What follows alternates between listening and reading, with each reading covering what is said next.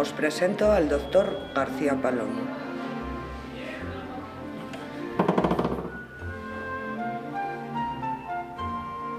Buenos días. Buenos días.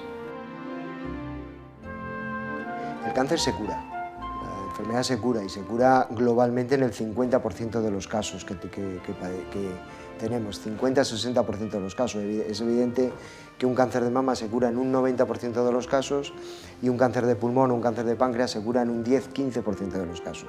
Pero hay pacientes que se curan. Sí que es verdad que hemos avanzado desde hace 20 años para acá. En algunos tumores se han producido avances espectaculares, ¿no? Por ejemplo, en cáncer de pulmón ahora mismo tenemos nuevos fármacos, en cáncer de mama han aparecido novedosos fármacos que aumentan la supervivencia claramente. Melanoma ha sido, por ejemplo, una de las patologías que se ha revolucionado, cáncer colorectal, cáncer de ovario, ha habido patologías que han avanzado. En oncología no hay grandes cambios disruptivos, sino que son pequeños cambios que vamos mejorando la situación. Por ejemplo, la toxicidad de los fármacos ha disminuido de una manera excepcional. Sin embargo, alguien me podría decir, a mí se me sigue cayendo el pelo. Es verdad. Es decir, la quimioterapia sigue produciendo alopecia y esto es un problema que no hemos resuelto, pero hay otras muchas toxicidades que las hemos resuelto de una manera importantísima, que hemos aprendido muchísimo sobre ello y que ahora un paciente oncológico es un paciente que no tiene por qué tener un aspecto diferente al resto de la población, porque eso estigmatizaba en muchas ocasiones, ¿no? Y hemos avanzado también en el conocimiento y en la concertación social, en el sentido de que un paciente oncológico no es visto como un bicho extraño, raro, enfermo, ¿no? Nosotros cuidamos de que esto sea un sitio alegre. Esto no puede ser un sitio triste, porque el enfermo, porque tenga un cáncer, no se va a morir. Y el que se muere está vivo hasta el día que se muere.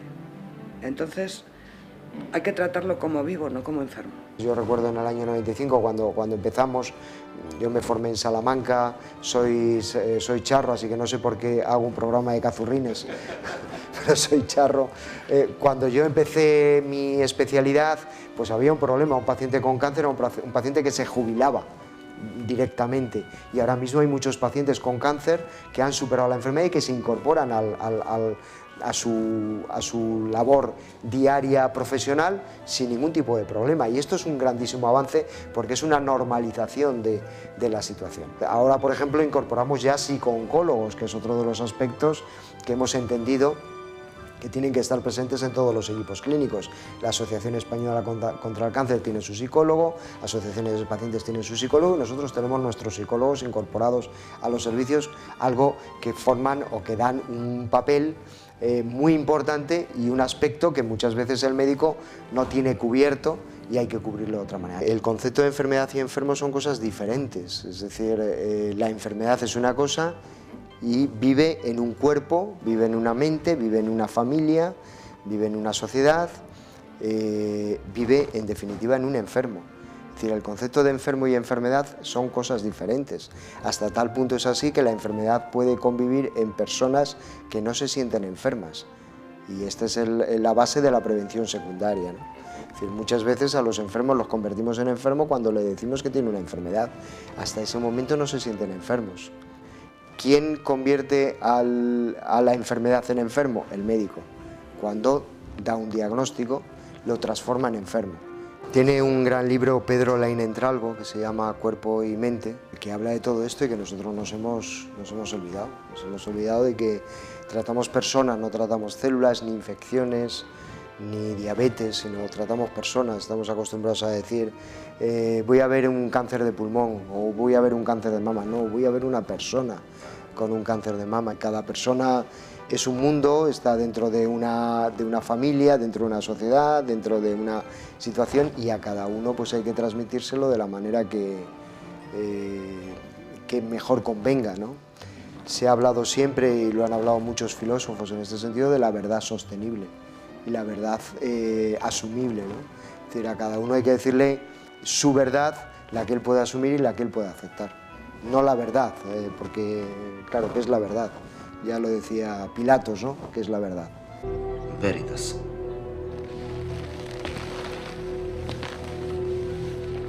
Quid est veritas? Quid est veritas? paciente tiene derecho a saber y a no saber. O sea, el paciente, si no preguntan, es porque no quiere saber. Y a veces preguntan y lo que te están demandando es no la verdad, sino lo que él puede asumir. Explicarles verdades, pero sin apagar la esperanza. Yo a los pacientes les digo muchas veces lo siguiente, y es que la diferencia entre él y yo es que le ha dado la vuelta al bote de tomate y se ha dado cuenta que tiene una fecha de caducidad. Yo no se la he dado, pero la tengo. Tengo fecha de caducidad, pero la tenemos todos. La diferencia es que él la ve y yo no soy consciente de que existe. Pero yo mañana puedo estar muerto. El ser humano escribe la letra pequeña entre los dos acontecimientos más importantes de su vida que no decide.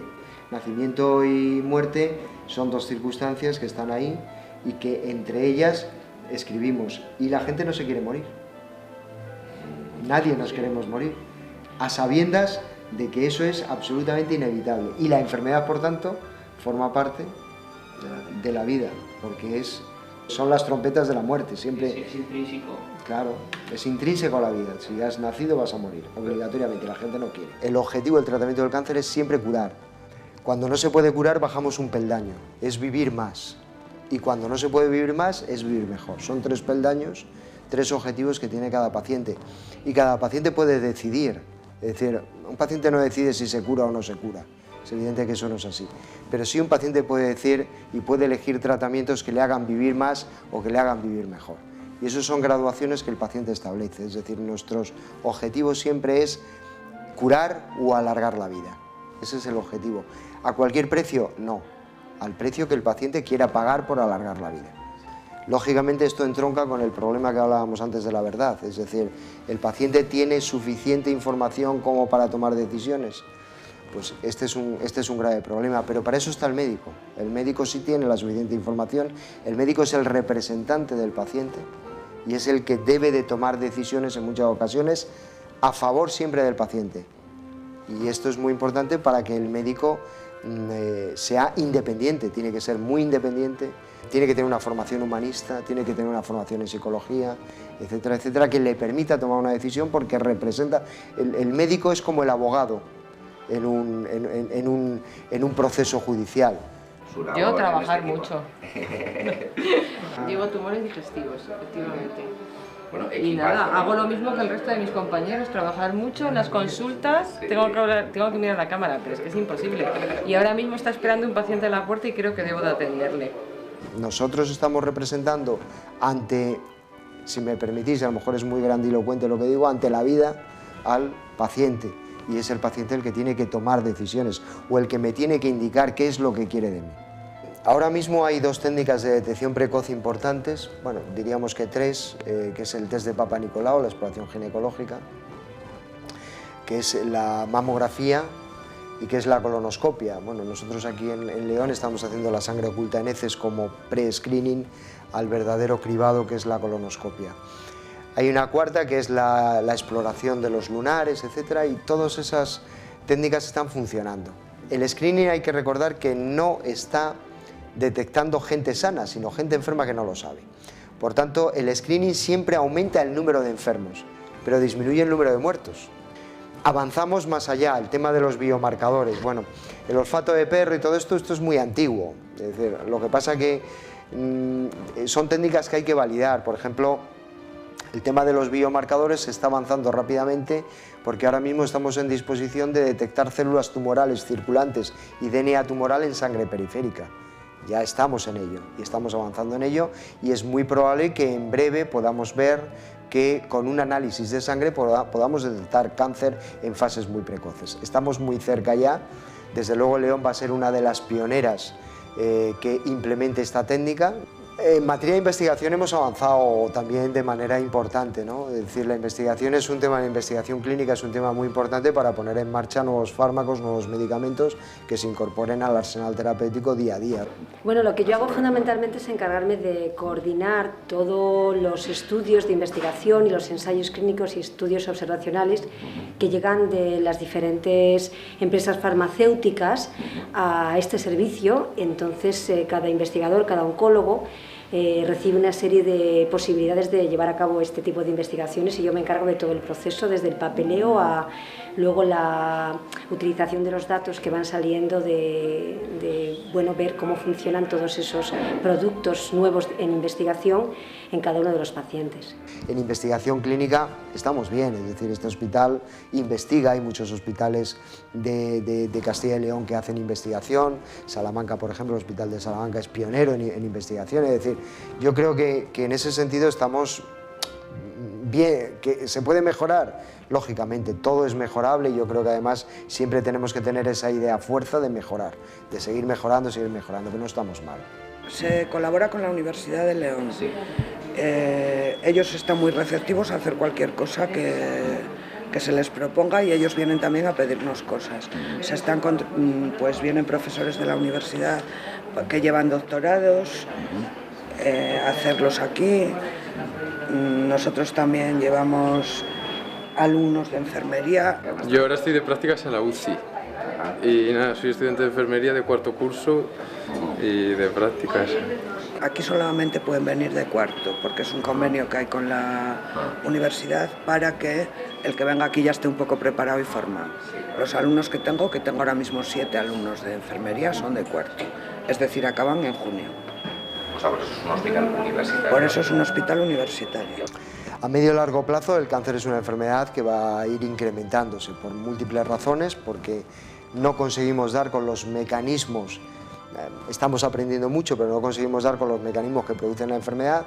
Vivimos en un mundo y en una sociedad enferma, con un ambiente social enfermo, en el sentido de que hay muchos carcinógenos en muchísimos sitios y desgraciadamente, esto es unos datos pesimistas, el cáncer está aumentando en incidencia. Esto no quiere decir que el aumento de la incidencia de cáncer vaya a producir más muertes, pero es muy probable que la incidencia de cáncer vaya progresivamente aumentando por esa razón y porque las técnicas de cribado van a detectar pacientes cada vez en situación más precoz y, como dije antes, el diagnóstico precoz aumenta el número de casos de incidencia y, por tanto, la carga de la enfermedad va a ser progresivamente mayor. Pero, digamos, como elemento esperanzador, la supervivencia, la curación de la enfermedad camina a marchas forzadas y probablemente estemos hablando en muy poco tiempo de que podamos, con fármacos nuevos como es la inmunoterapia, con fármacos nuevos como son las terapias dirigidas, con el diagnóstico precoz y con la educación sanitaria de la población y la participación de toda la sociedad involucrándose en todo esto, estemos hablando de que si las tasas de curación están en el 50%, estemos hablando de un 70-80% en un futuro cercano. Internet es un elemento neutro, por tanto, el problema de Internet es cómo se utilice, lógicamente. Y entonces hay una utilización doble, incluso yo diría que hasta triple, una utilización por parte de los pacientes de búsqueda de información que les pueda ayudar a seguir alimentando la esperanza de que hay algo que les puede curar. A veces encuentran cosas que les pueden curar y otras veces no. Y hay una segunda trama en este sentido y es la medicalización de la sociedad. La medicalización de la sociedad es un elemento económico fundamentalmente, donde hay mucha gente que se aprovecha económicamente de esta situación. Por tanto, medicalizar a la sociedad es un negocio que se está abriendo en Internet también. Yo creo absolutamente en la libertad de que Internet tiene que ser absolutamente abierto, pero sí que es verdad que los pacientes deben de estar muy asesorados para ver dónde entran. Y por otro lado, nuestra misión también es informar y denunciar aquellas situaciones en las cuales se está medicalizando con aviesas intenciones la esperanza de la gente. Hay que recordar que el negocio de la enfermedad es probablemente el segundo negocio lícito más importante que existe. El primero es la alimentación y el segundo es la farmacopea, dentro de los lícitos. Es un gran negocio, hay que recordar que las empresas farmacéuticas globalmente ganaron un 18% de beneficios el año pasado. Y esto, bueno, está por encima de los bancos, a los cuales los tenemos crucificados como elementos demoníacos prácticamente, ¿no? La medicación tiene efectos secundarios y por tanto la medicación solamente debe ser prescrita por un profesional sanitario. La automedicación es siempre muy peligrosa. médico o enfermero. Yo ahora con el Real Decreto de Enfermería, que hay tantos problemas, me parece una aberración. Yo creo que la enfermería está perfectamente capacitada para, en algunos aspectos, participar en la prescripción, si fuera necesario. No estamos hablando de prescribir cosas para las que no tenemos competencias. Estamos hablando de prescribir cosas según protocolo o cosas de nuestro uso habitual, como las curas, que somos nosotros los que hacemos las curas, qué pomada le pones o qué antiséptico utilizas. Tal y como ha salido la ley, no podríamos utilizar por nuestra cuenta ni un antiséptico. Yo creo que, por ejemplo, en el servicio de oncología nuestras enfermeras tienen una capacitación para hacer eso suficiente. Este Real Decreto es una auténtica aberración que no tiene ningún sentido y que además produce muchísimos problemas de funcionamiento dentro de los equipos sanitarios. Si nosotras nos ajustáramos a la ley, los enfermeros, yo creo que pararíamos los hospitales. Porque si a cada cosa tienes que llamar al médico para que determine si eso se pone o no se pone. Goebbels decía que nunca hubieran alcanzado el Tercer Reich sin la propaganda. Por tanto, la propaganda funciona y funciona con una intensidad tremenda y brutal. Hay que recordar que el padre de la propaganda era primo de Freud, es decir, había aprendido muy bien cómo se maneja publicitariamente al ser humano. Por tanto, la propaganda funciona y funciona para bien y para mal. Siempre digo lo mismo, una cosa es publicidad, otra cosa es educación sanitaria y otra cosa es propaganda. Y hay que diferenciar claramente lo que es esto. La educación sanitaria es fundamental porque realmente el mejor cáncer es el que no se tiene. Este es el mejor cáncer. Y para hacer que la población padezca menos cáncer, hay que educarla sanitariamente. Bueno, pues la educación sanitaria es darle las herramientas al paciente para que tenga conocimiento sobre su enfermedad, sobre los fármacos que va a llevar y en el caso de que tenga complicaciones, pues pueda subsanarlas de la mejor manera posible. Es un poco la intención en este caso. Tiene un poco de psicología también, ¿no? También son las primeras veces que vienen a la consulta, es una consulta complicada, con un diagnóstico duro, hay veces que no saben casi ni lo que tienen. Es complicado, sí, pero bueno, es bonito también. Porque hay procesos preventivos que pueden permitir disminuir la incidencia de cáncer. Uno de ellos es el tabaco, claramente. Pero hay otro que es la alimentación. Realmente no sabemos cuál es una alimentación sana y qué es una alimentación insana. No lo sabemos, no está claro. Hasta tal punto es así que nos encontramos con propagandas alimentarias de salubridad, muchas, y lo vemos en todos los anuncios, donde la alimentación se convierte en algo tremendamente sano, incluso las patatas fritas de bolsa son sanas en muchas ocasiones. Luego hay un tercer elemento fundamental para la salubridad de la población, que es el ejercicio físico. El ejercicio físico es fundamental. Alrededor del ejercicio físico se ha creado otro grandísimo negocio, ¿no? De zapatillas, de camisetas, de apps, de todo esto. Para correr solamente se necesitan unos pantalones, una camiseta y unas zapatillas. La calle es el mejor gimnasio, lo hemos dicho siempre, ¿eh? Es decir, esto es así, es decir, hay elementos tan importantes como eso. Hasta tal punto es así que, por ejemplo, en cáncer de mama está demostrado que el ejercicio físico y una buena alimentación tienen unos efectos sobre la curación de la enfermedad casi tan importantes como la quimioterapia. Y luego hay un tercer aspecto también muy importante que no se tiene muy en cuenta porque forma parte ya de elementos esotéricos, pero es el estado mental. Y el estado mental juega un papel fundamental en un estado de salud adecuado. La mayoría de los problemas que tenemos los tenemos en la cabeza. Hay un libro muy interesante que es el origen de la conciencia, donde un Pim Van Bommel, que es un cardiólogo holandés, es el primer artículo científico en donde se analiza desde un punto de vista científico experiencias más allá de la muerte, que es un libro en el cual no habla de experiencias religiosas, sino que habla de que la conciencia persiste más allá de la muerte. Sin hablar de experiencia religiosa, ni de que eso sea ir al cielo, ni nada de esto, publica el artículo con 140 casos donde efectivamente la conciencia permanece más allá de la muerte y se es consciente de que uno ha abandonado su cuerpo.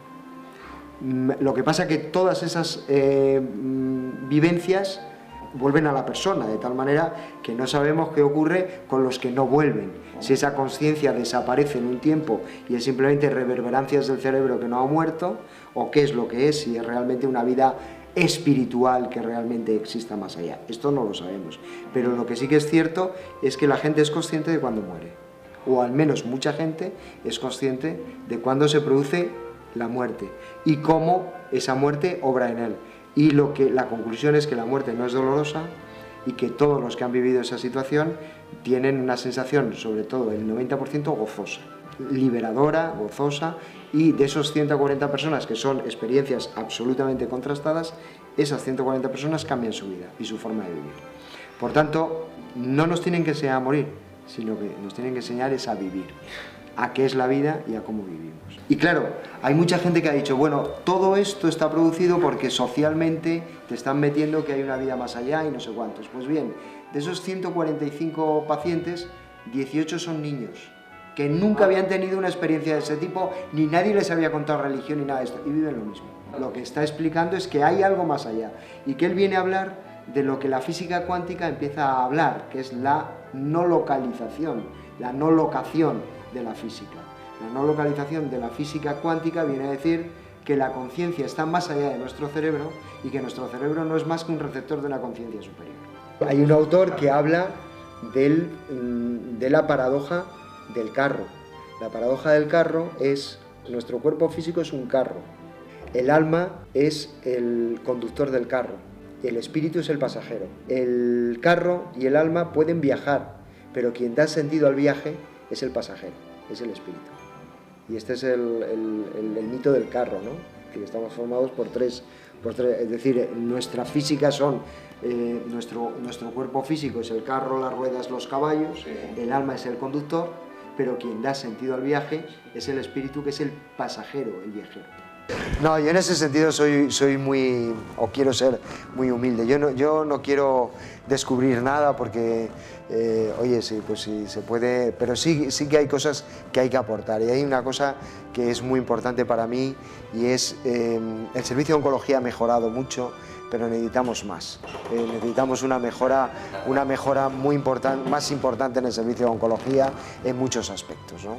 Que desde luego la sensibilidad que tiene la dirección del centro y la gerencia del centro van por ahí, o sea que en ese sentido yo cuando interlocuto con ellos no tengo graves problemas para poderles explicar porque lo entienden perfectamente.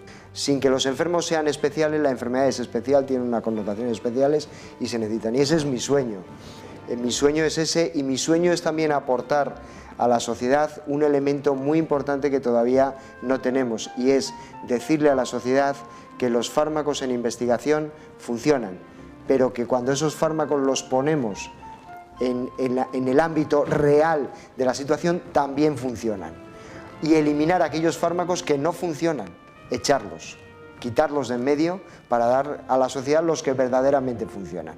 Eso se llama estudios en resultados en salud y ese es mi sueño, es decir, poder establecer que esto es tan importante como la investigación, o incluso más importante que la investigación. Pues yo creo que tenemos que colaborar entre todos, es decir, yo creo que la sociedad, los equipos médicos, los equipos sanitarios en general, los equipos de gestión tienen que involucrarse profundamente y de manera absolutamente propia en todo esto, en la lucha contra el cáncer. Es decir, la lucha contra el cáncer no solamente la hace el paciente, sino que también la hacen los equipos sanitarios y tenemos muchos frentes abiertos en los cuales hay que colaborar en investigación, hay que colaborar en atención sanitaria, hay que colaborar también y hay que humanizar la atención sanitaria y hay que decir a los pacientes que estamos a su disposición. Muchas gracias. ¿Sirvió?